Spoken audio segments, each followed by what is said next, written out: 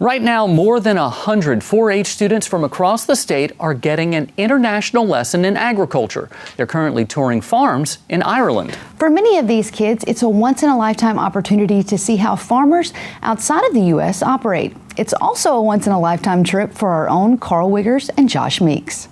More than 100 4-H kids, staff, and chaperones are flying across the Atlantic to get a up-close, first-hand look at agriculture in Ireland.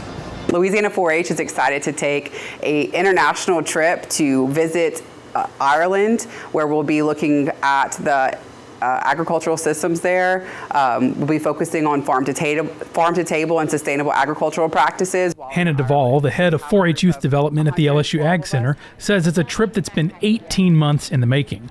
Partnership between Louisiana 4-H and educational travel company EF Tours to expose Louisiana youth to agriculture on a global scale. We're really excited to have so many farm stops, as this is a tour that's focused on the agricultural systems of Ireland. We will be learning more about shellfish and seaweed farming, as well as cattle farming, sheep herding and sheepdogs, the racehorse industry in Ireland, and really just focusing on sustainable agricultural practices and seeing what that looks like in a foreign country and how that plays into the international agricultural system.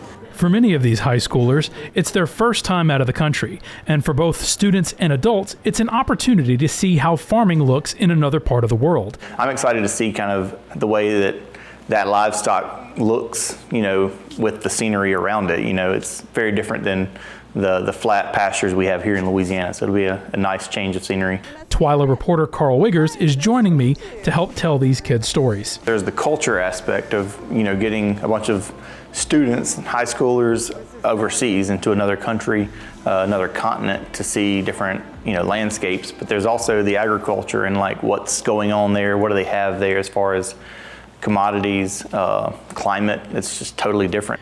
And that difference in environment is part of the lesson. Just to see how the difference in the environment plays a difference in the agricultural system that works best for that country, I think will be exciting to see. But beyond just crops and cattle, this trip is about developing young people, giving them a bigger view of their world and the work it takes to feed it. Anytime that we can provide an educational opportunity where students are going to have the option to maybe get out of their comfort zone a little bit, learn a little bit more, push themselves a little bit, and become better acquainted and more aware of their surroundings, we call that a win in our book. So over the course of the next 2 weeks, Karl and I are going to be tagging along with these groups on every farm tour, every stop, every interest, from Dublin to Galway and back. And we're so excited to be able to share these stories with you guys over the next, hopefully, month or so of Twyla. For now, reporting from the New Orleans International Airport, for This Week in Louisiana Agriculture, I'm Josh Meeks.